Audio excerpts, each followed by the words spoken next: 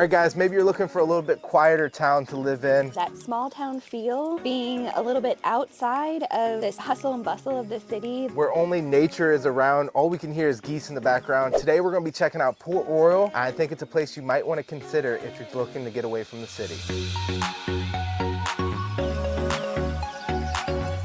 All right, so today I am here with Jacqueline, who's a coworker. She's got this great house in Port Royal we'll be checking out. And I also want to break down Port Royal itself because it's very historic and I think something you can just consider if you're planning on moving out in Caroline County. So Jacqueline, tell us a little bit about the house. So this house is a one-level home. It has 3 massive bedrooms. It has water views along the entire back. This property itself is a little over 4 acres. It has 100 feet of waterfront. Wow. So you are on Portabago Bay right here. It has a gorgeous sun porch off the back. The basement is the complete footprint of the home. It's unfinished, so the potential is endless. So you got a potential to double the size of this house. Absolutely, absolutely. Okay. Yep. And the basement is walkout level, so you're really not having that basement feel. Yeah, you have a perfect grade down to the water. You do. Right? Look at this.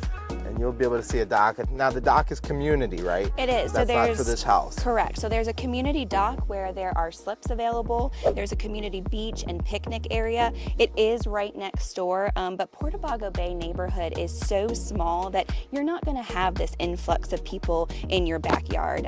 It's really just serene and peaceful, and you pretty much have a private dock in your backyard here. So you said Portabago Bay, but this is really just like inlet off of the Rappahannock? It is. Yes. Okay, so that's why it's considered a bay because it's off the main drag of the river. It is. Now, water depth in the bay is about 5 to 6 feet. Yep. Right here off of the water's edge is about 3 feet. So you do have to consider that if you have a bigger sailboat or a sailboat that you do want to keep here in the bay, is just the water depth. Yeah, which is pretty typical for our tidal area. I mean, the Potomac, Rappahannock, James River, all that. I mean, it's a tidal river. So a lot of times you can be pretty far offshore and still be in 10 feet of water very easily. Yes. Sometimes you'll find bars that are 2 or 3 feet. I know me and your dad actually fish a couple. Yes. And it's 2 or 3 feet and you're hundreds of yards off the water. So you have to be kind of careful with tidal just to make sure, especially again, sailboat. I mean, that's a great point. Sailboats have a keel, they draw more depth versus a power boat. Yep. So right now you're listed at what? At $799.9. So that's a great deal for this neighborhood because we do have homes in this neighborhood that are over $1 million that are on the water. Oh yeah, waterfront right down the street that has been, you know, rehabbed, updated, all that stuff, and it's sitting for over $1 million.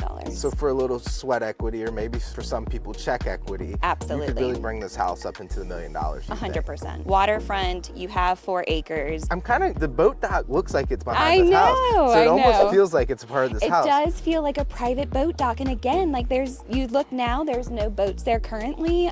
This neighborhood is really quiet. So if you decided to keep your boat down there, it would be like a private, you know. It would almost be like, without having to spin and go through the permitting and everything of getting a dock. And even for out here, we have high-speed internet. Woohoo! So Port Royal is a pretty cool town. Yeah. And that's our closest. We're only a couple minutes away from there, right? Now, as far as things to do in Port Royal, it's not a whole lot going on. Correct. But you do have the famous Horns. So Horns is like the stopping point for everyone in Port Royal. If you want a great breakfast, lunch, dinner, you can stop in there. Diners, gifts, and a gas station, right? So that is a famous place for this area, and I feel like everybody. So we're situated right on 301, which was a major travel route for a long time, right? It was 301 and Route 1 were like your 2 travel corridors. And so the cool thing about 301 from a historic, like there's a lot of homes that were built 1800s, even 1700s. There's been a few that were 1700s. In fact, when Williamsburg burned down, they came to this town to model what a little town would have looked like in that time period, which is pretty cool. The Rockefeller Foundation did that. So that's really cool. I had the pleasure of listing a house that was built 1825 here one time. So he gave me a lot of history on the background. I'm sure. A couple things. Fredericksburg got founded because that was the fall line of the Rappahannock. So that's about as far as boats could come up the Rappahannock. And that's why a city was born there. Now, as far as big boats, Port Royal was the place to be.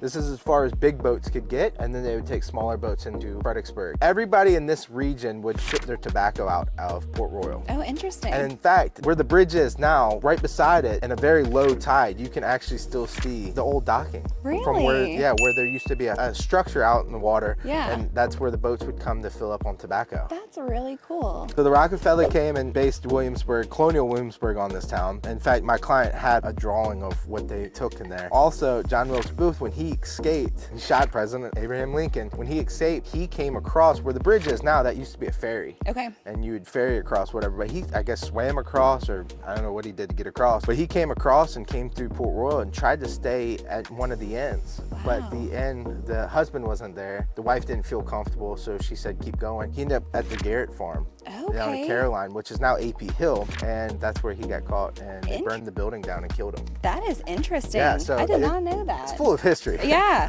this is a definitely cool area. I mean, this whole area in general is just rich with that, like, you know, deep American history, I feel. Yeah, there's cannons that were faced on for the Civil War. They were shooting at boats, you know, that were coming up and down the Rappahannock. Yeah. All sorts of cool things. Now, let's talk about if you were to move to Port Royal, just general area. Why would you be moving here? I mean, most people are either going to be commuting into Fredericksburg, which is about 30 minutes at this point, or Dahlgren. We do have a lot of people who commute from Dahlgren, which is a naval base. Yes, because again, it's about 25-30 minute drive to Dahlgren, so you're really kind of in that central location between Dahlgren, Fredericksburg, and you would move out here because if you're, you know, working from home, you have the possibility. Again, the commute's not long at all, but this is just peace of quiet, tranquility, a little far removed, but yet still so central to pretty much everything. Yeah, mom lives even further out here, and she commutes every day. Right. And you also have the VRE. So if you are traveling up north, it would be by far the closest VRE station, which is 25 minutes. I was passing it on the way out here. I timed it. It was exactly 25 minutes. So 30 minutes, you'd be in Cosner Corner.